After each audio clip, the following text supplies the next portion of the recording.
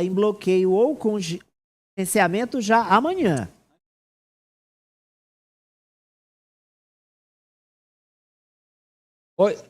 Oi, Raniele. Agora sim, estou te escutando, Amadeu. Pois é, essa fala polêmica aí do presidente Lula foi feita em entrevista também ontem à TV Record. Lula disse que a meta fiscal depende do convencimento que tem que ser feito a ele e também, se o país estiver precisando gastar em outras coisas, não tem problema se ultrapassar a meta desse ano, que é meta zero. O governo não pode gastar mais do que arrecadar. E o ministro da Fazenda teve que apagar o fogo. Mas antes, a gente vai ver a fala do presidente. É apenas uma questão de visão. Você não é obrigado a estabelecer uma meta e cumpri-la se você tiver coisas mais importantes para fazer. Esse país é muito grande. Esse país é muito poderoso. O que é pequeno é a cabeça dos dirigentes desse país e a cabeça de alguns especuladores. Porque esse país não tem nenhum problema se é déficit zero, se é déficit 0,1, se é déficit 0,2, não tem nenhum problema para o país. O que é importante é que esse país esteja crescendo. Bom, Amadeu, o ministro da Fazenda falou logo em seguida. Ele disse que a fala do presidente foi descontextualizada, que na verdade ele não quis dizer isso. Lula, inclusive, se comprometeu com o arcabouço fiscal, que é aquele mecanismo de controle de despesas. E Haddad disse que amanhã vai ter uma reunião e pode ser decidido o bloqueio ou contingenciamento. A gente lembra que no início do mês, Haddad confirmou que Lula autorizou esse corte de mais de 25 bilhões de reais. Vamos ver o trecho da fala de Haddad. Portanto, o bloqueio, que se alguma despesa superar os 2,5%, vocês vão lembrar que nós temos um teto que não pode ser superado, que é de 2,5%. Então, esse trabalho está sendo feito para verificar Previdência, BPC, o que vai precisar. O que passar dos 2,5% tem que haver contrapartida de bloqueio e contingenciamento no caso de receita, porque nós estamos com essa questão pendente ainda do cumprimento da decisão do STF sobre a compensação. Dia 22, nós temos que divulgar o relatório fiscal bimestral. E aí nós vamos ter que definir quanto de bloqueio e quanto de contingenciamento. Pois é, Amadeu, o ministro falou que vai fazer uma operação pente fino nos programas sociais.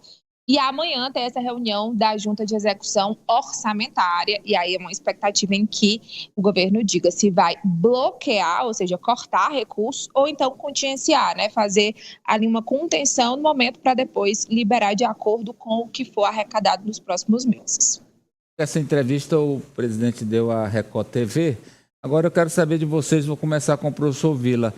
Lula fala ao eleitorado e aos seus seguidores e tal, e à população em geral, e Haddad fala ao mercado, é isso, professor? É verdade, em parte é isso mesmo, você tem toda a razão.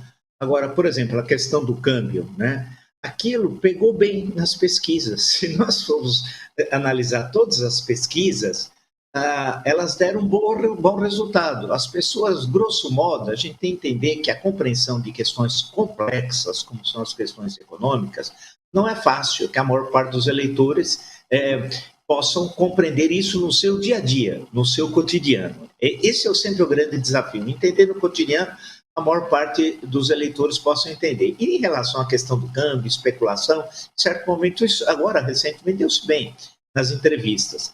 Agora, não vale a pena continuar, e não foi o caso, falando então do juro e do Banco Central. Mas agora vem a questão dos cortes. A questão mesmo dos cortes, você pode falar em tese, acho eu, né, que é necessário fazer os cortes no sentido de haver um equilíbrio das contas públicas. Agora, quando você diz que não está plenamente convencido da necessidade desses cortes, aí fica aquele velho problema.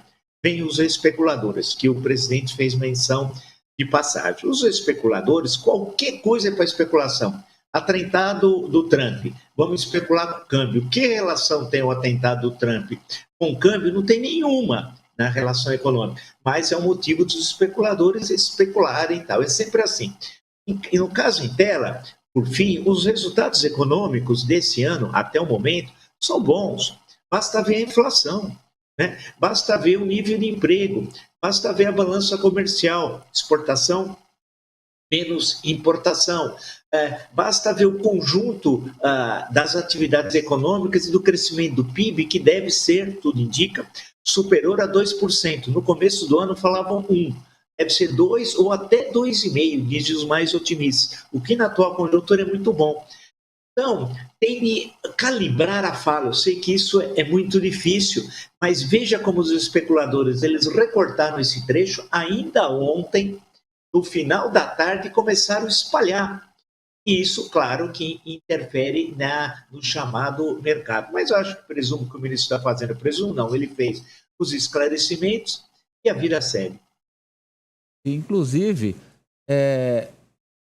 não é que o Lula fale isso de forma atabalhoada. Muitas vezes, ele sabe do que ele está falando e sabe até onde pode ir. É um político extremamente experiente. Quando se fala em economia e se compara os dados da atual gestão com as gestões anteriores do presidente Lula, se observa que ele está seguindo a cartilha que ele já seguiu nos seus primeiros mandatos. Durante as gestões Lula 1 e 2, o crescimento do Produto Interno Bruto do Brasil foi superior a 4%, acima da média nacional do período, que chegou ali a cerca de 2,3%. Houve também um crescimento na renda do brasileiro, também uma contenção da inflação. Então, o Lula sabe até que ponto ele pode chegar, mas coloca o ministro Fernando Haddad para dar aquela justificativa ao mercado que não agrada ao eleitorado, não agrada especialmente aos mais pobres, que é uma base forte do eleitorado de Lula, mas ele consegue congregar bem esses interesses, tanto do mercado quanto o da população mais pobre, e não é algo que é dito como palavras ao vento, Amadeu. É provado pelas gestões que o Lula teve no país e pela atual gestão, que é uma gestão marcada até o momento pelos bons resultados econômicos. Vamos voltar com a Raniele. Ela fala agora para nós sobre